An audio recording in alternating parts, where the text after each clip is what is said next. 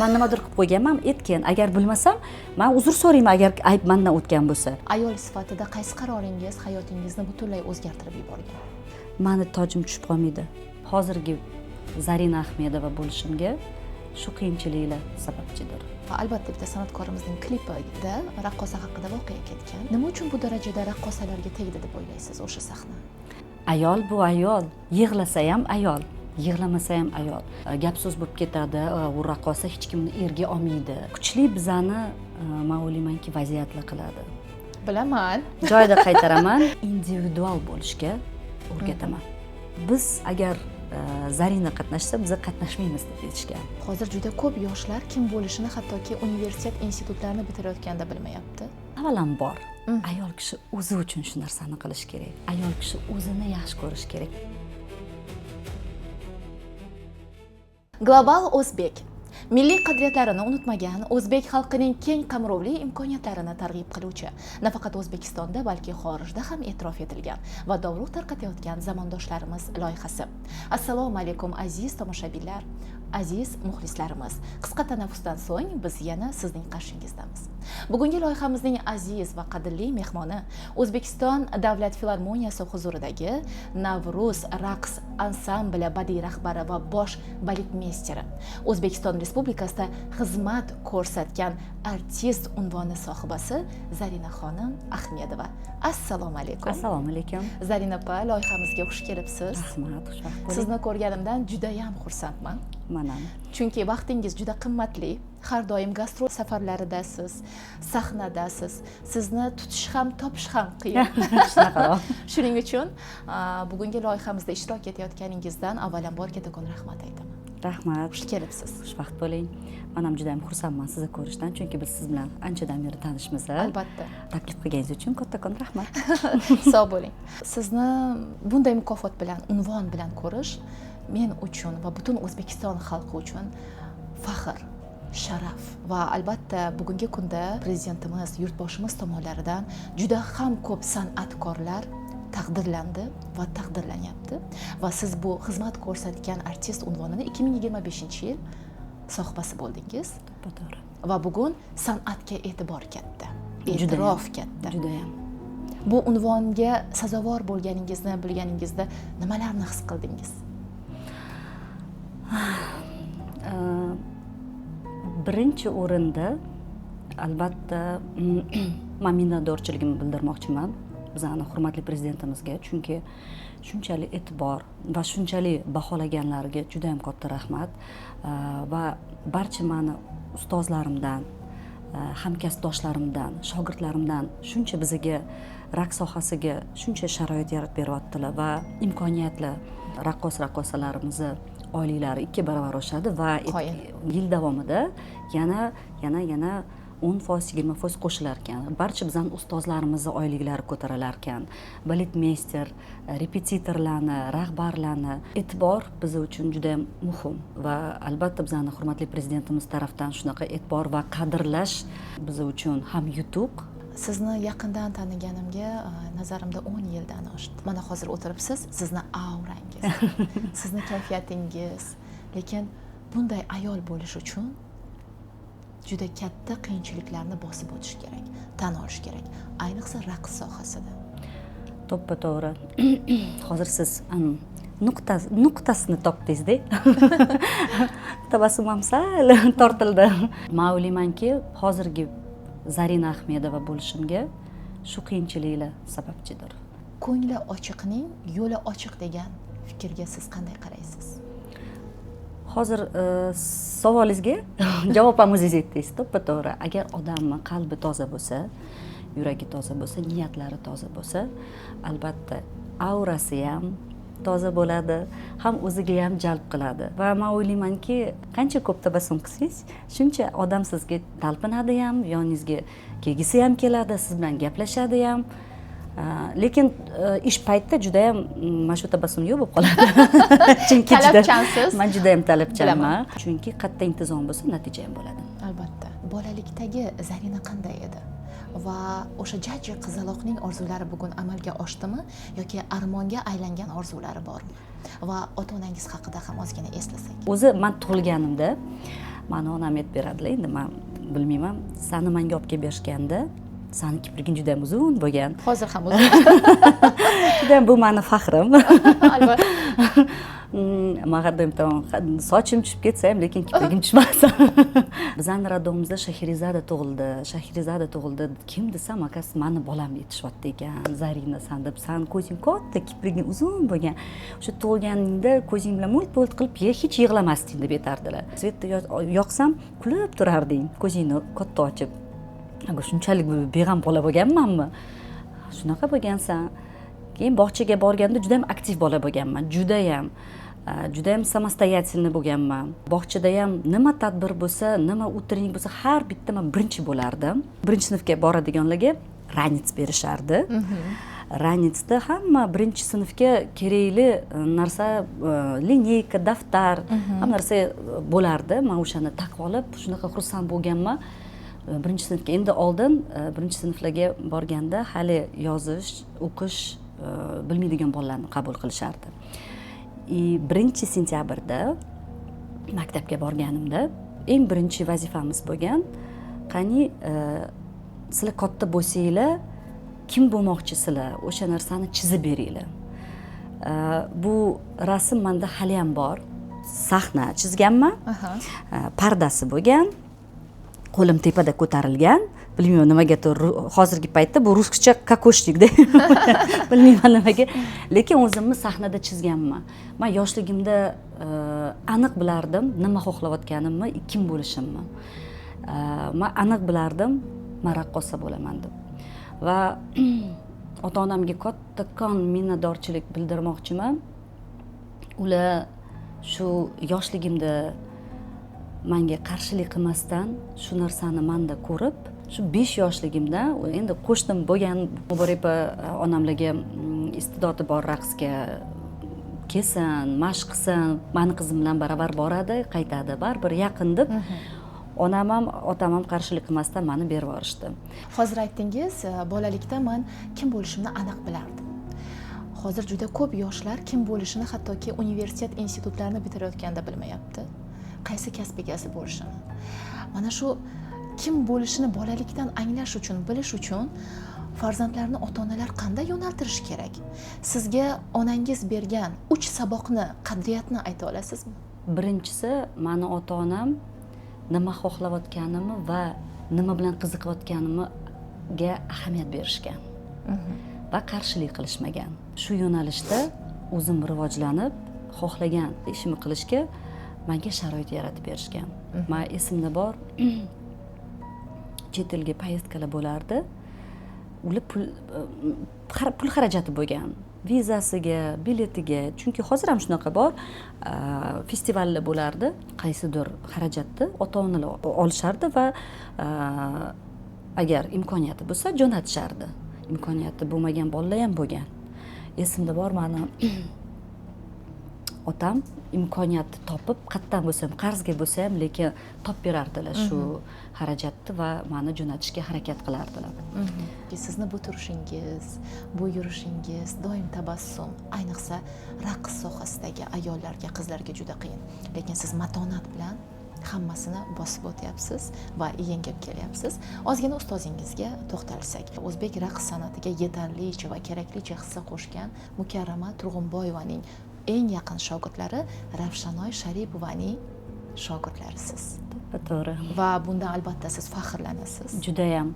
Ustozingiz haqida ozgina eslaymiz va ustozingiz sizga bergan 3 hayotiy saboq qaysi? 9 yoshimda bizani uchrashuvimiz qanaqa bo'lgan? O'sha Asalom quyoshda Ravshanoy Sharipova juda ham texnik raqqosa bo'lganlar va o'zlarini o'ynagan raqslarini menga qo'yishga keldilar.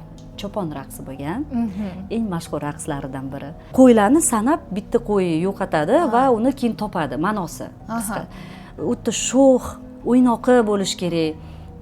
Chopon o'g'il bola. Va shuncha qizlarning ichida mana shu qiz meni ko'rib bitta deb bildilar. Mana shu qiz juda ham ishkalchi ekan, shu obrazga juda ham to'g'ri keladi deb menga o'rgatganlar va shu bilan bizani hayotiy uchrashuvimiz shu yillar davomida shu vaqtdan boshlangan. Shu vaqtdan boshlangan. Va men ular bilan faxrlanaman, namuna olardim har doim. Nimaga desangiz, endi raqqosalarning atrofida juda ham ko'p gap so'z bo'ladi. Shunaqa paytlar bo'lgan, raqqosalarni ota-onalar berishmasdi raqsga. Albatta juda qiyin masala. Juda ham, misol uchun xoreografiyaga o'qishga berishardi, lekin 14-15-16 yoshga ko'zga ko'rinadigan bo'lganda o'sha ota-onasi olib ketardi. Yo'q, bizning qishlog'imizda, mahallamizda gap so'z bo'lib ketadi, u raqqosa hech kimni erga olmaydi. Ravshana Kuryazina bilan juda ham ko'p suhbatlashardik. Aytib berardilar. Bizning paytimizda raqqosalarni turmushga olgani oilaga faxr bo'lardi. Eng chaqqon, eng qo'li shirin, eng pazanda, Tabassum qilib turadi. Tabassum qilib turadi, raqqosada bo'lardi. Men uchun namuna bo'lganlar.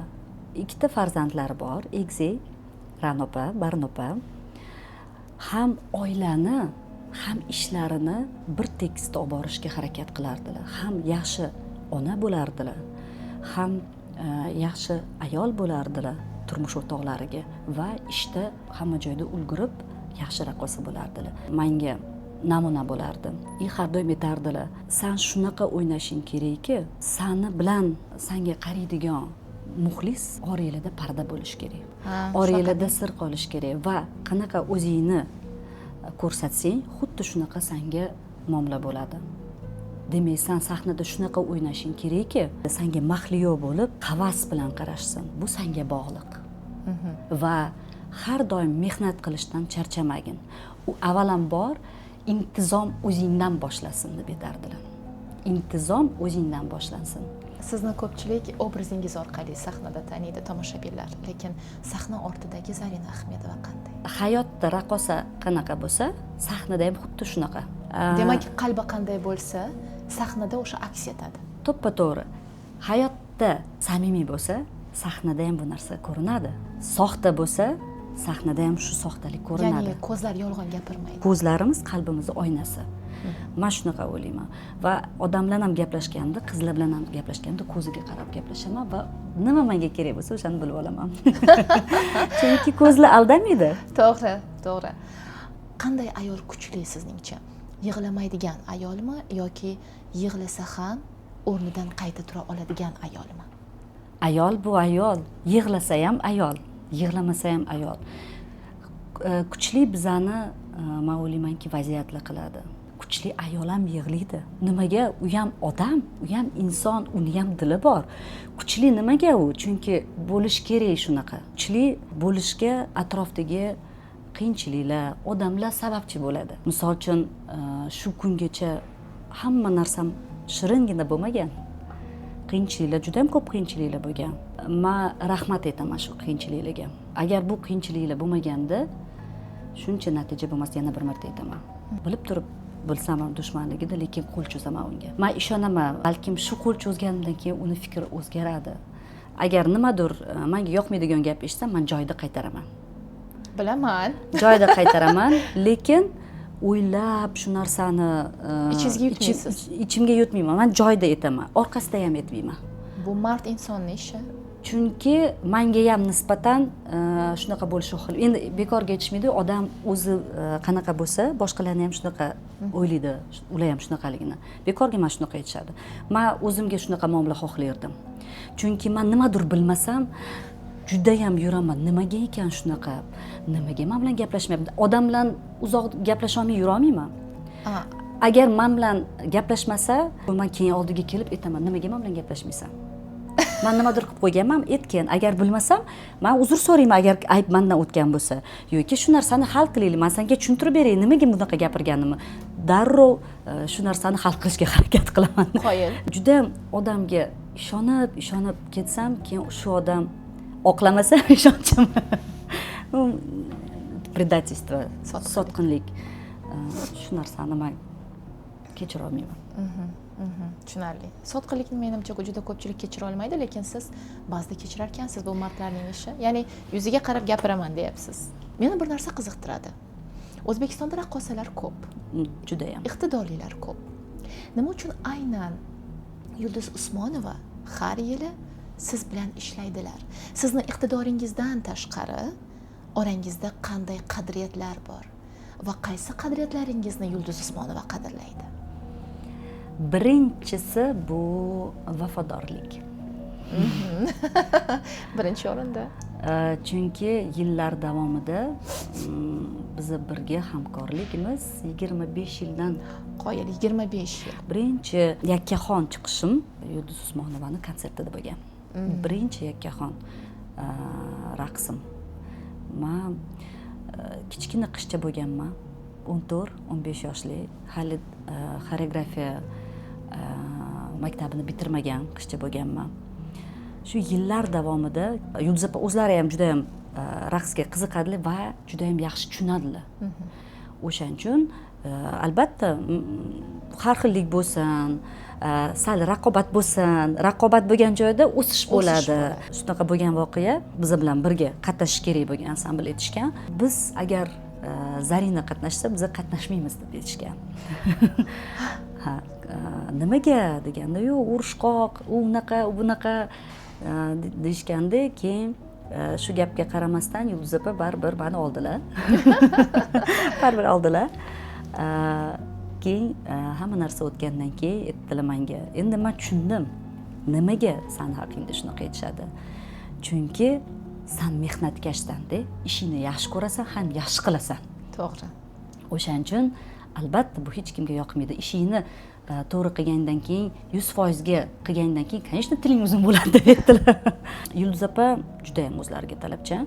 100% ga ishlaydilar va albatta ular bilan birga ishlaydigan komandasidan ham xuddi shu narsani talab qiladilar. Mendan har doim so'rashadi, har yil, har intervyu bo'lganda qanaqa qilib shuncha yil sizlar birga hamkorlik qilasizlar, shuncha yillar ishlaysizlar, ular bilan qiyin ishlashga.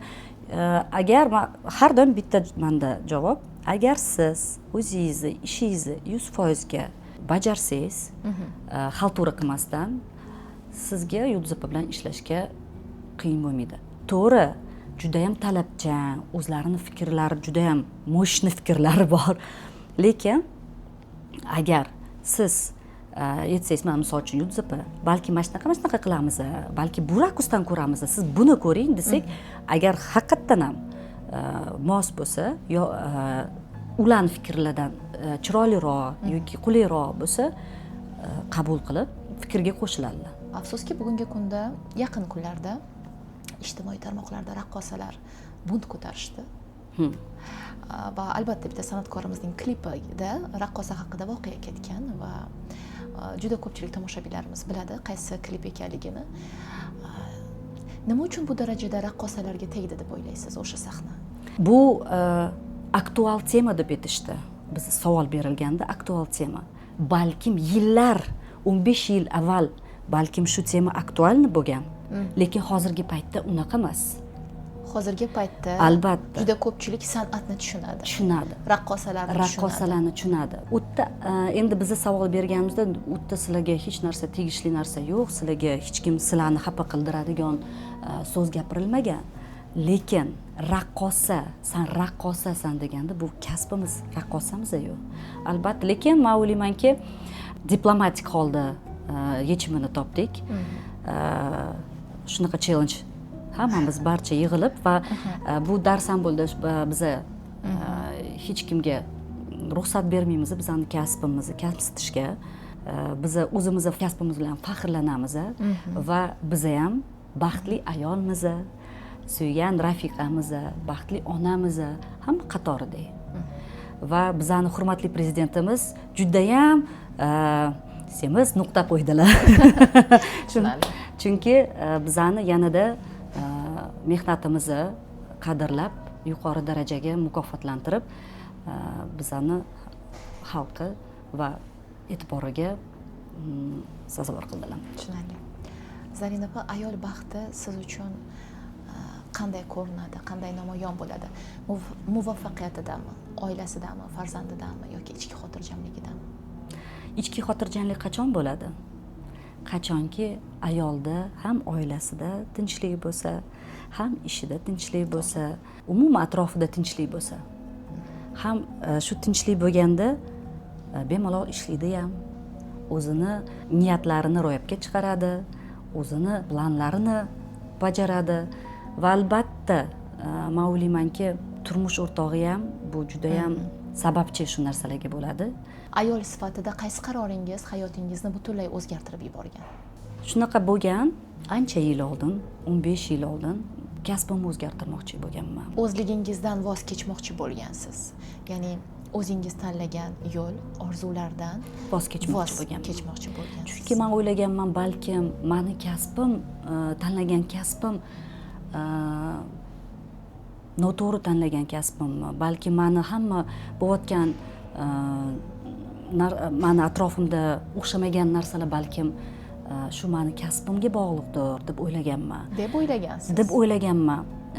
Chunki menimcha har bitta odamni hayotida shunaqa payt bo'ladi. Balki men noto'g'ri ish qilyapman, balki men noto'g'ri yo'l tanlaganman. Ikkilanadi. Endi biz ayolmiz-ku. Ayollar ham dili juda ham nozik bo'ladi.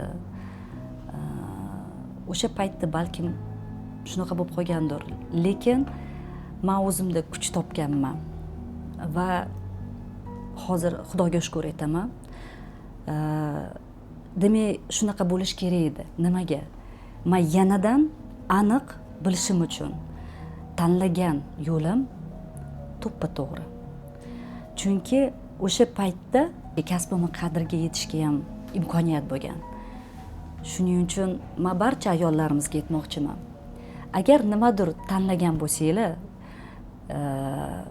hech narsaga ikkilanmasdan shu tanlagan yo'lingizdan, tanlagan fikrlardan qaytmanglar. Manzilingizgacha yetguncha ko'p narsalar bo'ladi, ko'p voqealar, odamlar bo'ladi. Lekin siz ich-ichingizda agar aniq bilsanglar, ayollar juda ham sezgirchi bo'ladi. Agar sizlar aniq ichingizda nimadir bilsanglar, shu maqsadingizga to'g'ri boringlar va albatta natijasi a'lo bo'ladi. O'z meningizdan voz kechmang. Onalar farzandlarini qanday tarbiyalashlari kerak? Ayniqsa o'g'il farzandlarni. Chunki qizlarga bugungi kunda juda katta urg'u berilyapti. Qizlar tarbiyasi, ayollar rivojlanishi haqida gapirilyapti, lekin o'g'il bolalarni qanday tarbiyalash kerak? O'g'il farzandim bor, ismi Jafar. 11 yoshga to'ldi bu yil. Mayda. Men juda ham nimadan qo'rqaman? Juda ham ko'p vaqt ishda bo'laman. Bir xilida boshqa farzandlar bilan ko'proq vaqt o'tkazaman o'zimni farzandimga qaraganda. Baribir ona bo'lishga harakat ham qilyapman, ham esimdan ham chiqazmayman onaligimni. Va o'g'limga to'g'ri agar qiz bola bo'lganda osonroq bo'lardi. Meni yonimda yaqinroq, lekin u o'g'il bola. O'g'limga aytaman, bolam, sen o'g'il farzandsan, sen meni suyanchimsan, sen meni kelajakda tog'imsan. Men senga har doim ishonishim kerak, sen orqangda turishim kerak. Adindan keyin erkak kishisan oilamizda. Bir xilda o'zimni tutaman shunaqa fikrda, mayli sen unga juda ham kam vaqt ajratasan, sen ham turmush o'rtog'im ham biz har doim ularni ham ishlari chet elda, ko'p chet elga boradilar. Bo'ladi shunaqa, mayli urushmagin, sen kam vaqt ajratyapsan. Undan ko'ra uni olib ber, buni olib ber desam bo'lardi. Bir xilda xayolimda o'tadi shu narsa, lekin men aytaman, qancha unga oson shu narsa berilsa, shuncha qadri bo'lmaydi. Mayli, bugun rahmim kelsin, onalar baribir bolam deb mehribon, baribir bolam deb ko'ngli bo'shlik qiladi. Lekin men o'sha payt o'zimni yig'ib olib, mayli, hozir sen rahming kelsin, yig'layapti, to'g'ri, lekin keyinchalik rahmat aytasan, keyinchalik natijasi bo'ladi, keyinchalik qadriga yetadi. Osonlik bilan hamma narsa berilmaydi. Shu narsalarda katta bo'lsa, hamma narsani ham qadriga ham yetadi, ham men o'ylaymanki yaxshi farzand bo'ladi. Bugungi kunda har qanday sohada ayollar rivojlanyapti, o'syapti va zamonaviy ayollar qaysi fazilatlarini yoki xislatlarini yo'qotmasliklari kerak? Samimiy bo'lish, avvalambor samimiy bo'lish. O'ylaymanki, zamonga bog'liq narsa emas. Umuman ayol tug'ilgandan beri shu narsani bilish kerak va shu qonun bo'yicha yashash kerak. Albatta, qanchalik atrofimizda ayol o'zi umuman iboli bo'lishi kerak. O'zini hurmatini bilish kerak. Ayol kishi qanday o'zini namoyon etsa, atrofdagilar odamlar ham xuddi shunaqa muomala qiladi, shunga yarasha. atrofimizda juda ham ko'p erkinlik, hamma narsaga ochiq oydinlik, to'g'ri, lekin baribir ayol kishi o'zini me'yorini bilib, o'zini hurmatini bilib, albatta hurmatini bilib yurish kerak doim. Zarina opa, san'at insonni davolay oladimi? Jismonan tomondan yoki ruhiy tomondan. Hayotingizda guvoh bo'lganmisiz bunga, hayotiy voqealar bo'lsa? Albatta, ruhiy ham davolaydi va jismoniy ham davolaydi. Shunga men o'zim namunaman. 3 yoshgacha men yurmaganman. Oyog'im displaziya bo'lgan. Agar bilsangiz, oyoq A obrazli bo'ladi, A harfga o'xshab, orada tayoq bo'ladi. Oyoq to'g'rilanish uchun qo'yiladi va gips qilinadi. Shu 3 yoshgacha men yurmaganman. Meni onam haligacha aytadilar, qizim, men hayronman, qanaqa qilib sen nafaqat to'g'ri yuryapsan, ham raqsga ham tushyapsan deb. Chunki displaziya bo'lgandan keyin oyoq sal ichkariga buriladi. Albatta yurganingizda bir-biriga urilib yiqilardim. Agar qo'ldan onamni yoki adam ushlamasam yiqilib burnim ishqalanardi. Har doim oyog'im, tizzalarim har doim yara bo'lardi. Lekin onam raqsga berganlardan keyin oyoqlarim to'g'ri birinchi paytlar oyog'im ichkariga burilib o'ynaganman, ayiqlarga o'xshab o'ynaganman, lekin bora-bora qancha ko'p mashq qilgan bo'lsam, shuncha oyoqlarim to'g'rilanib va hozirgi paytda shunga ham men kasbimga kattakon rahmat.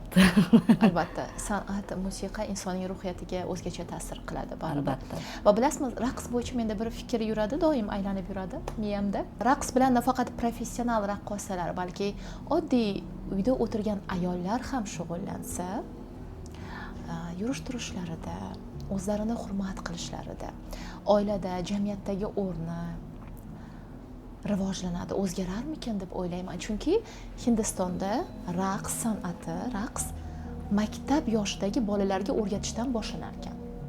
Ta'limda. To'g'ri.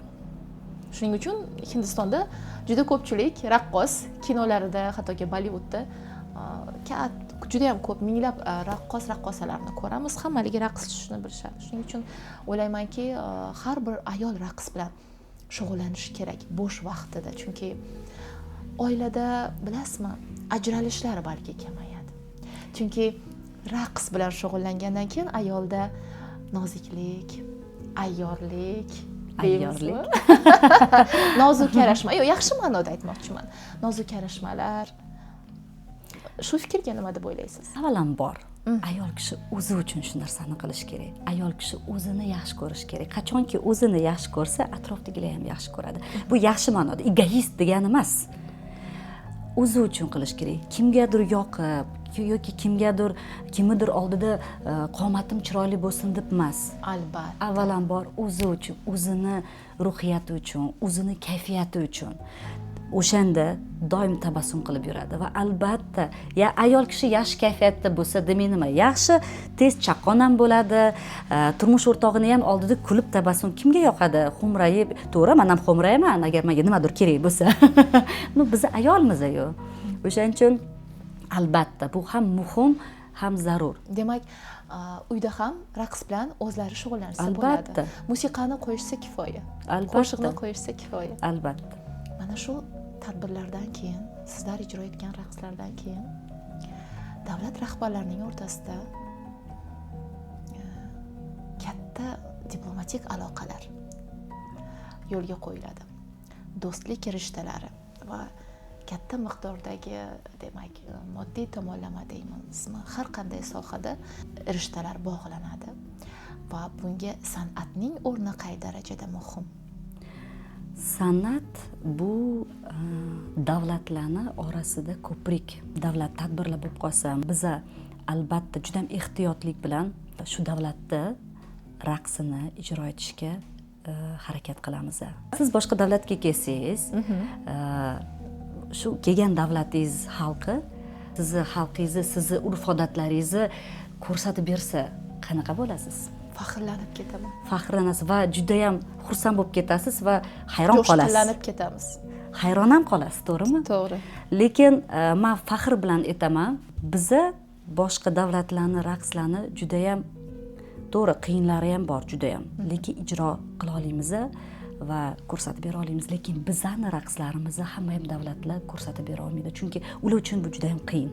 Qaysi davlatga bormasak, o'zimizni urf odatlarimizni, o'zimizni madaniyatimizni, o'zimizni raqslarimizni ko'rsatsak, hamma lol qolib, nima konkurs bo'lsa, butun har doim birinchi o'rinlar bizaniki bo'lardi va har doim odamlarni hayron qoldirardik. Yuqorida aytdingiz, men qizlarimni, ya'ni shogirdlarimni o'zimdek tarbiyalashga harakat qilaman dedingiz. Baletmeyster sifatida shogirdlaringiz oldida eng katta mas'uliyatingiz qanday? Men hech qachon ularga aytmayman, mendek o'ynagin, mendek bo'lgin deb aytmayman ularga.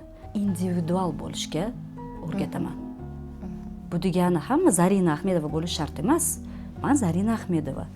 U palonchi, u boshqa, sen boshqasan. Sen shaxssan. Men sahnada shunaqaman, sen sahnada boshqacha bo'lishing mumkin. Top o'zingni. Shu qirralarni qanaqaligini ochishga bu ustozning vazifasi. Yo'naltirishga, sen mana buni qilishing kerak. Qaysi tarafda ochiladi, qaysi taraf yarashadi, qaysi raqs mos keladi. Men hamma narsani o'ylashga harakat qilganman, ham o'rganganman. Ularga ham xuddi shuni o'rgataman. Lekin shaxs bo'lishing kerak, alohida ajralishing kerak. Har bittanglar sizlar alohida gulsizlar. Kimgadir atirgul yoqadi, kimgadir lola yoqadi, kimgadir rayhon yoqadi.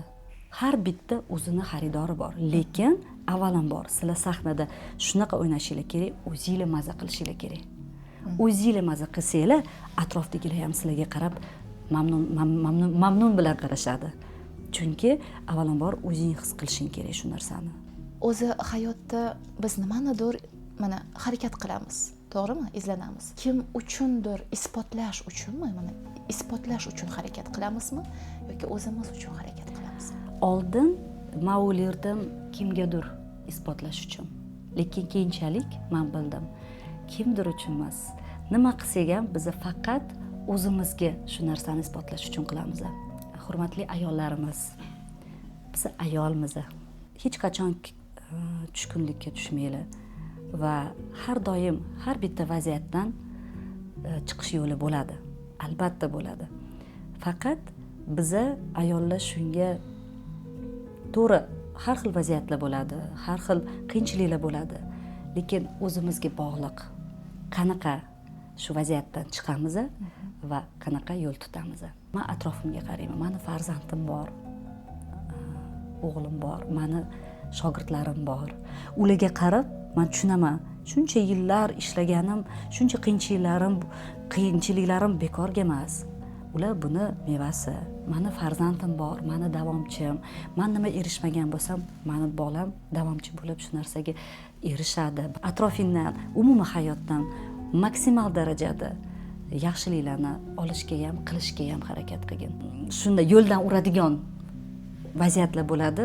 Shu vaziyatlarda yaxshi inson va yaxshi to'g'ri qaror chiqarishga va to'g'ri yo'ldan yurishga harakat qilaman. To'g'ri, balkim har doim emas bu narsa bo'ladi. Biz odammiz, odamzod xato qilishga moyil. Albatta. Va eng avvalambor shu xatolarni tushunib va o'zgartirishga harakat qilishga va boshqatdan o'zgartirib yashashga. Nimagadir erishish uchun albatta nimadandir voz kechish kerak, albatta. Yoki yo'qotishlar bo'ladi deyishadi. Sizda qanday yo'qotishlar bo'lgan? Men to'g'risini aytaman, bolam qanaqa aytishadi, birovni bolasi tez o'sadi. O'zim farzandim qanaqa o'sganini men sezmay qolibman. Yaqinda qo'shnilarimiz ko'chib ketishgan, yana qaytishgan, kelini qaytgan. Menga ko'rsatishgan rasmni o'g'limni kichkinaligida bo'lganda ular birinchi etajga tushib, ular o'ynatishardi. Videoni, rasmini ko'rsatishdi. Men ko'rib, bolamga ko'rsatdim, Jafar, men ham shunaqa bo'lganingni eslolmayman. Shu paytlar ish paytida bo'lganim uchun, vaqtim ajrata olmaganim uchun shu men uchun yo'qotishlar. Men voz kechganlarim shu, farzandimga ko'p vaqt ajrata olmaganimga, ko'pincha yoshligida bo'lmaganimga. Lekin men hozir harakat qilaman. Endi u katta bo'lib qolganda, o'sha paytlarni o'sha qaytarib bo'lmaydi. Lekin men o'ylaymanki, men shundan, demak, farzandlarni bolaligida ko'proq yonida bo'lish kerak. Albatta. Katta bo'laveradi. Lekin kichkina bo'lgan paytda bu juda ham shirin payt. O'sha paytda menimcha ham ona muhim bola uchun. Ham onani ko'rishi shu maza qilishi to'yish kerak. Albatta, turmush qurayotganingizda yosh bo'lgansiz va o'zingizga yetarlicha hayot saboqlarini chiqargansiz. Endi turmush qurmoqchi bo'lgan qizlarimizga qanday maslahat berasiz? Men nimaga harakat qilardim? Qadriga yetishga. Meni qaynonam kasbimdan voz kechtirmadilar.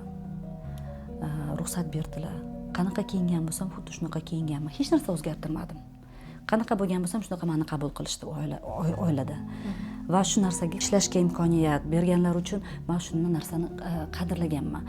Va albatta, kelin vazifalaridan meni hech kim ozod qilmagan.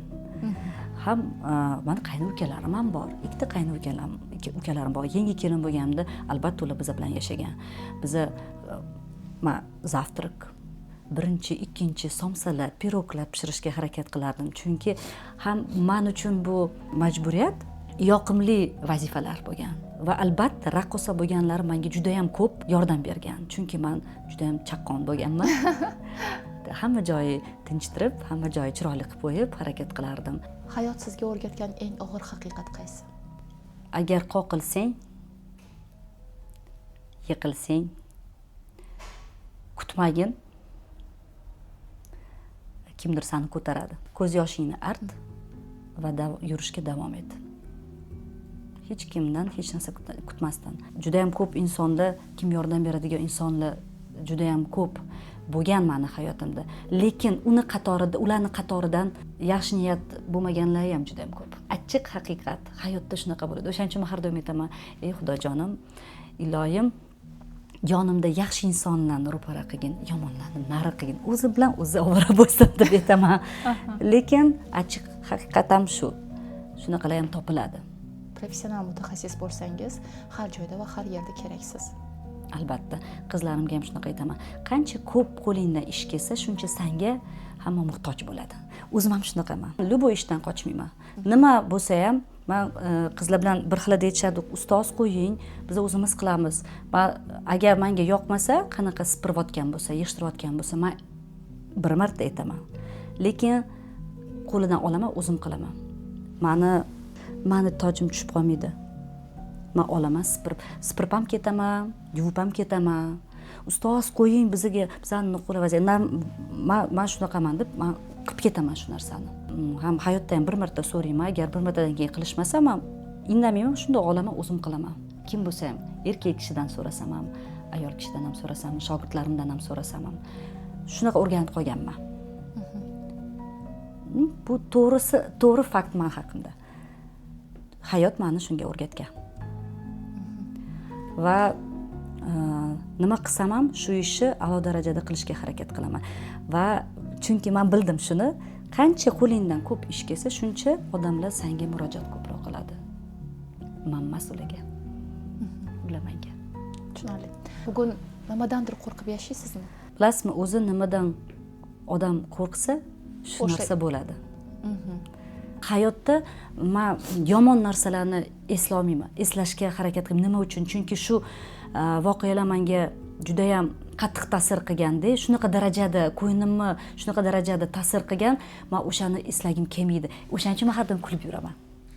Chunki men faqat yaxshi kunlarni eslashga harakat qilaman. Odam nima eslasa, nima haqida o'ylasa, o'sha narsani o'ziga jalb qiladi. Demak, hayotda nima bo'lsa ham hammasi yaxshilikka. Albatta, nimagadir olib keladi. Shu sabablar deb qanaqadir o'zgarishlar bo'ladi hayot. Agar hayot tekis bo'lsa, qiziq bo'lmaydi.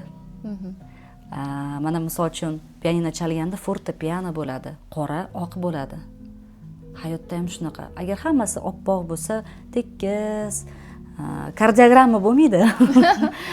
O'shaning uchun men o'ylayman, shu yomon narsalar bo'lishi kerak, qiyinchiliklar bo'lishi kerak. Odam ham o'sadi, ham qadriga yetadi, ham nimagadir erishadi yoki sinadi.